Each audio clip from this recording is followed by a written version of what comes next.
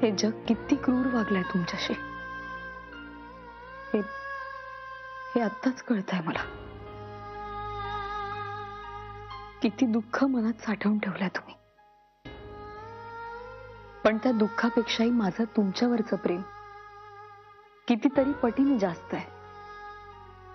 मी आहे तुमच्यासोबत सतत, अगदी शेवटच्या श्वासापर्यंत।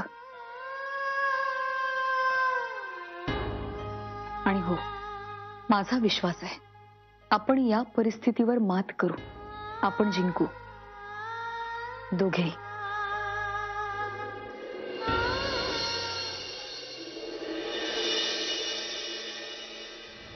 मधुरा, मला माहित नाही की नेमकं असं नक्की काय घडतंय। मला ती सीडी पण सापडली आहे, पण ती प्ले होतच नाहीये। काय? ए श्वेता, अगं असं बोलू नकोस। अगं ती सीडी हीच आता आपली शेवटची आशा आहे। हो, मला पूर्णपणे जाणीव आहे त्याची, पण मी 1000 वेळा त्यावर प्रयत्न करून झाले, पण ती प्ले होतच नाहीये। प्लेच होत नाहीये? अगं पण त्यावर काहीतरी तो उपाय असेलच ना? हो, एक मिनिट। हॅलो मधुरा, डोंट वरी।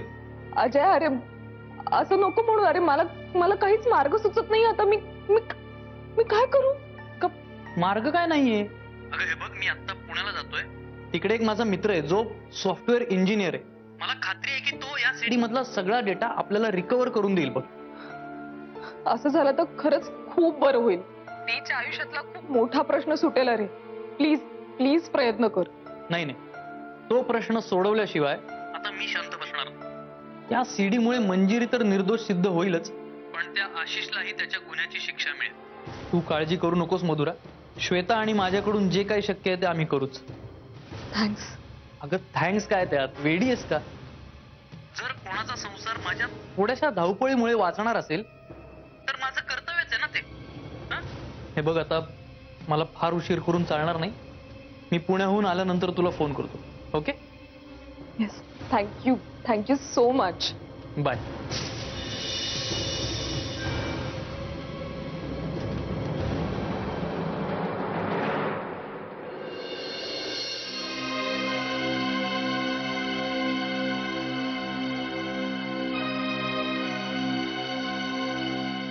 तू ऑफिसला जाणार आहेस? हो, निघालीच आहे। काही काम होतं का? विहंगाला फोन कर आणि त्याला जरा भेटायला बोलव ऑफिसला। मला बोलायचं त्याशी। दादा, राग येणार नसेल तर काय काम आहे विचारू शकते का मी? तू फक्त फोन कर त्याला। नाही, मी करते फोन, पण त्यांनी विचारलं तर काय सांगू? वेल, खरं तर तुला सांगायला काही हरकत नाही, कारण आज न उद्या ही गोष्ट आपल्या ऑफिस मधल्या पिऊनला सुद्धा माहिती असेल। इथून पुढे साम्राज्य एंटरप्राइजेस दादा होळकर साठी काम करणार आहे।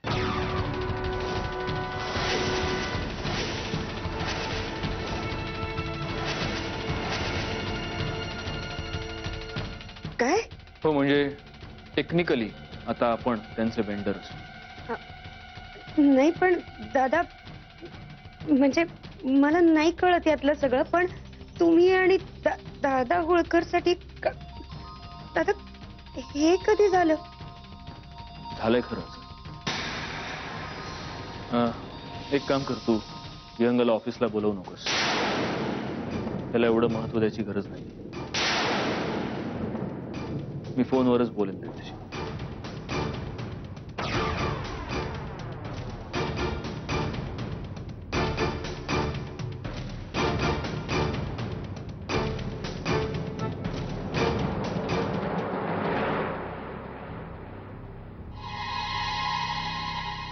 मंजिरी, अरे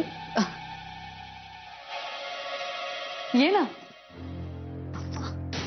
अगं सावकाश, हळू, अशी कशी पडलीस? अगं नाही, ते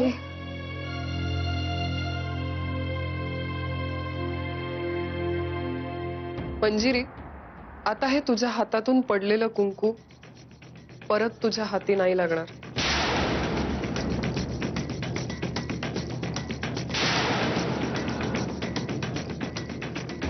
काय?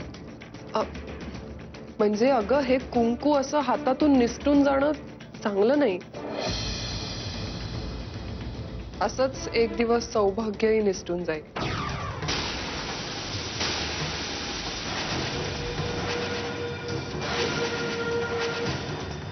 म्हणजे अगं म्हणजे तुला गरज आहे या कुंकवाची आणि सत्यजितलाही तुझी खूप गरज आहे ना आता, कारण तू बघतेस तो बिचारा किती कठीण परिस्थितीतून चाललाय. तुला कळतंय ना? हं? सांभाळ.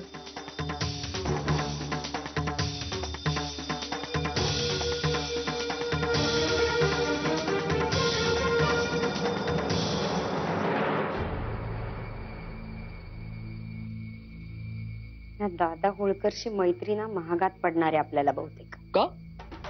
कशाला? हं? अगं आपण दादा होळकरचीच माणसं आहोत. पण दादा होळकरची माणसं होत हाच तर प्रॉब्लेम आहे ना. म्हणजे आता आपले दादा आणि हो, दादा होळकर आपलेच आहेत. हे बावळ टॉप सत्यजित दादा. सत्यजित दादा आणि दादा होळकरांनी आता हात मिळवणी केली ना तर मग माझं अस्तित्वच संपून जाईल. म्हणजे दादा होळकरला आता माझा काय उपयोग? त्याला जे हवंय ते सगळं आपसुकच मिळणार ना त्याला. आणि ते जमिनीचे पेपर्स विहंगनी नाही मी दिले होते दादा होळकरला. हे जर त्यांनी सत्यजित दादांना म्हणजे ऑलरेडी सांगितलं असेल तर दादा होळकर ना भयंकर घाणेरडा माणूस आहे. तो काहीही करू शकतो. डेंजरस आहे तो. मी काय म्हणतो, हे इथे बसून वटवट करण्यापेक्षा सरळ दादा होळकरला फोन लाव आणि विचार. अरे दीड शाण्या, तो म्हणजे काय गौरांगे? मी जाऊन विचारीन आणि तो लगेच मला सांगेल. काहीतरी मूर्खासारखं बोलू नकोस. ते काय ना, तुला आहे ना माझ्या सल्ल्यांची किंमत नाही. आता मी इथून पुढे तुला एकही सल्ला देणार नाही. मग कळेल. हा नको देऊ. थँक्यू. ओ या mention not. Satyajit Mudholkar plus दादा होळकर इज इक्वल टू आपली वॉट. नेत्रा, कॉफी. देऊ का? हो, कॉफी. रे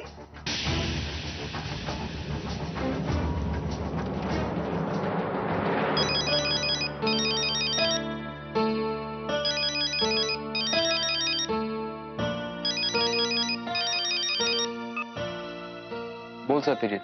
दादा होळकर कडून तुला कळलं असेलच की मी आता त्याच्यासाठी काम करणार आहे. नाही, मला नेत्राकडून कळलं. सत्यजित, तू खूप मोठी चूक करतोयस. तू दादा होळकर समोर असे गुडघे टेकतोयस. जी गोष्ट तू आधीच करून मोकळा झालायस ती मी आता करतोय. मला ती करावी लागते. तसं बघायला गेलं तर मी तुला फक्त फॉलो करतोय प्रियांका. बघ, तुझ्या डोक्यात एक कोणी भरवलंय मला माहित नाही, पण माझ्याविषयी असा विचार करणं जरा सोडून दे. जरा शांतपणे विचार कर. कदाचित तुलाच कळेल मग. विहंगा, आपण बिझनेस करतोय आणि बिझनेस मध्ये बाप दाखवणं तर श्राद्ध घाल हे तत्व असतं. ज्या ग्रीनफील्डच्या जमिनीमुळे आपल्या कंपनीची वाट लागली ती ग्रीनफील्डची जमीन तू विकणार होतास, पण तुला ती विकता आली नाही कारण दादा होळकरनं तुला ती विकू दिली नाही. हे तुला कळतंय ना सत्यजित, पण तरी सुद्धा तू 2 दिवस देतो तुला. 2 दिवसात मला ती ग्रीनफील्डची जमीन विकून दाखव. तू जे सांगशील ते मी करेन. आई मत. प्रश्न माझ्या हिमतीचा नाहीये सत्यजित. प्रश्न आहे तुझ्या पराभव पत्करण्याचा. मुळात आपल्या कंपनीबद्दल एवढा मोठा डिसिजन तू एकट्याने घेतलास कसा?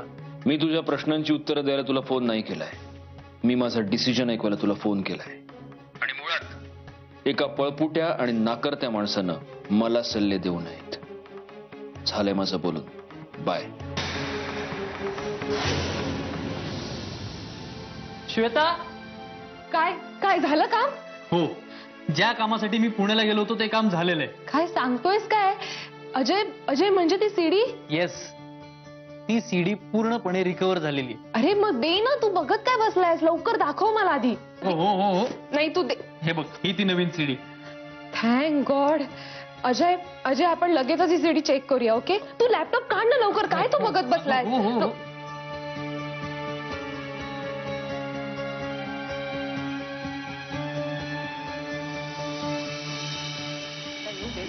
वा, नेहमीप्रमाणे टाइमपास करताय ना, व्हेरी गुड. सर, तो फोटो कुठे आहे कालचा? तुम्हाला प्रिंट करून आणायला सांगितले होते ना? केला?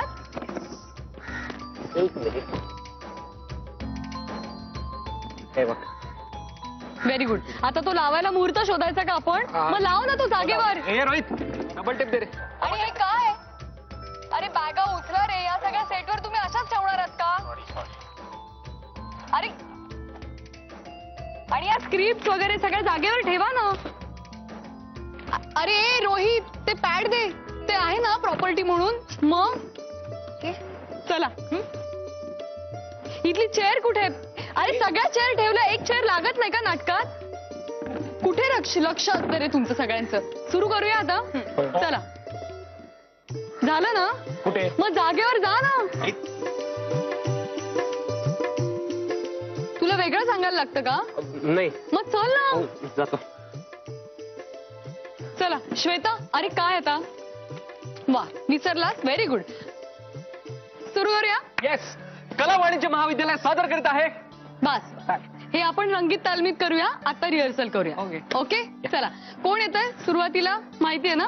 पोस्टमन. मग चल. Ding dong. कसं विचारत का? अरे काय चाललंय तुझं? आधी दार उघडतील ना, मग आत येशील ना तू. चल. चला चला. Ding dong. बाहेर उभं राहणार आहे दाराच्या यार. Ding dong. कस्तुरी माने. हो, मीच आहे. तार आले. जा जा, झालं तुझं.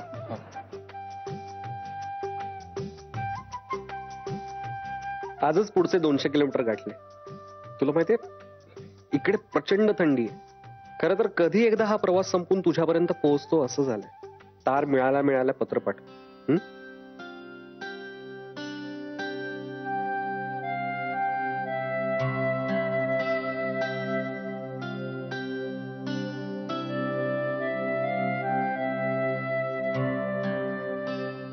प्रिय, माहित नाही काय जादू केली आहेस तू.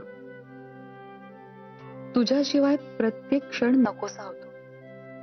तू समोर असल्यावर तुझ्या स्पर्शाची अनावर ओढ लागते आणि तू नसताना तोच स्पर्श आठवणी होऊन सोबत करतो. कधी येशील? ये ना पटकन. असं वाटतं की हवेत उडत उडत तू तिकडून निघून थेट इकडेच पोहोचावा.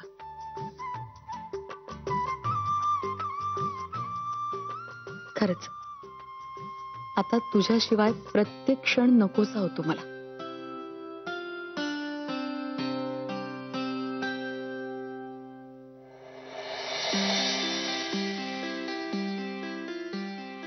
या सगळ्या क्षणांचा मोबदला तुझ्याकडून घेणार आहे मी. मला सोडून नाही जाऊ देणार तुला कुठेही, अगदी एका सेकंदासाठीही नाही. वाट बघते तुझीच आणि फक्त तुझीच.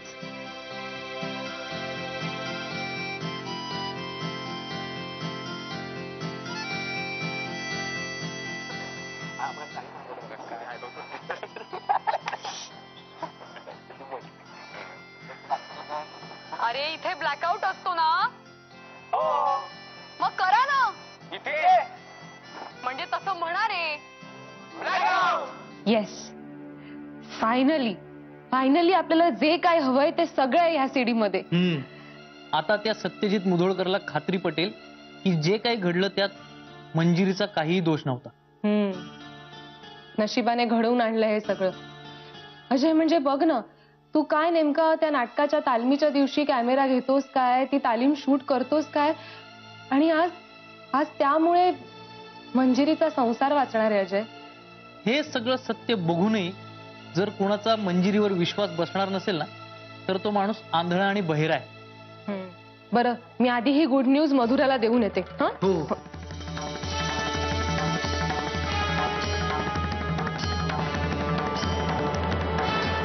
मधुरा, आयुष्यातला खूप मोठा काळ, चांगला वाईट, आम्ही एकमेकांच्या सोबतीने पार केलाय.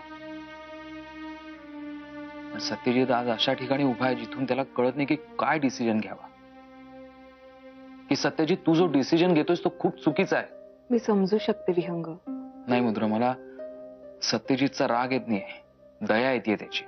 जो सत्यजित प्रत्येक संकटाला पहाडासारखा समोर जायचा, तोच सत्यजित आज त्या दादा होळकर समोर शरण जाण्याच्या गोष्टी करतोय. विहंग, अरे यात आपण आता काय करू शकतो? तू नको ना त्रास करून घेऊ प्लीज. सत्यजित कसा काय एवढा बदलला ना तेच कळत नाही. संशयाचं भूत त्याच्या मानगुटीवर बसलं आणि तो वहिनीची असा वागायला लागला. नाहीतर मधुरा, सत्यजितने असा डिसिजन जन्मात घेतला नसता.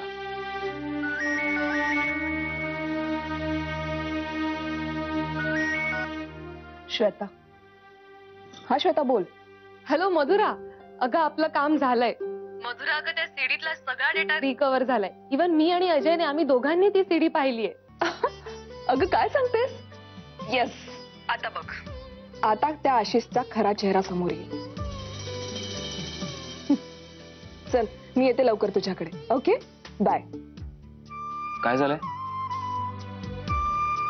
आता खऱ्या अर्थाने दी निर्दोष सिद्ध होईल.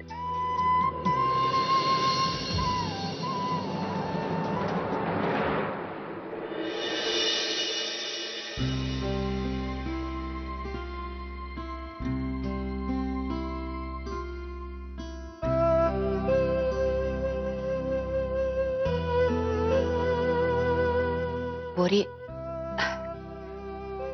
जरा हात दे. सावकाश. स्वामी ऐक.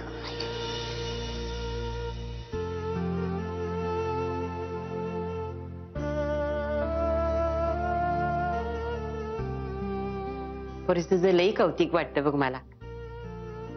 तुला देवाच्या नावात गोडी हाय. हे बघ, आता नवरात्र जवळ आली आहे. आपल्यात म्हणजे मुदोळकरांच्या घराण्यात घट बसवण्याची परंपरा आहे. ठाव आहे नव तुला? हो. लग्न करून या घरात आले तेव्हाच सासूबाईंनी सगळं सांगितलं होतं मला.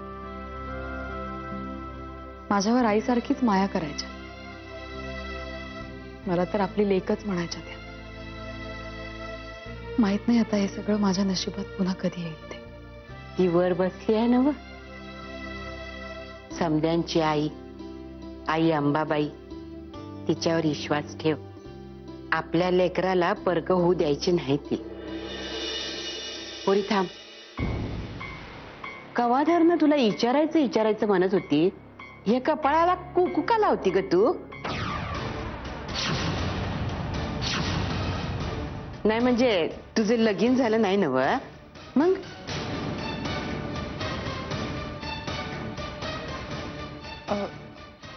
हो. आजी, माझं व्रत आहे. म्हणजे हे कुंकू लावल्याने मला हवा तसा जोडीदार लवकर मिळावा म्हणून मी हे करते. अगं येडी का खुळी ग तू?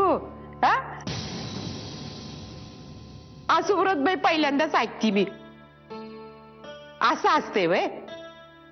अगं येडे, असं कपाळाला कुकू लावून फिरायला लागली तर तुला स्थळ येतील कशी म्हणते मी. समजा जगाला वाटेल तुझं लगीन झालंय म्हणून.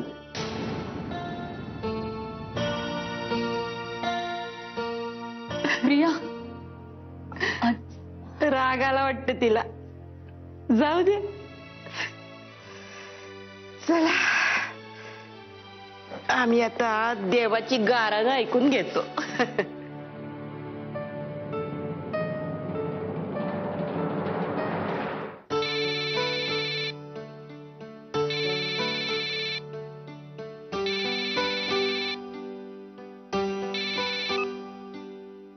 हॅलो.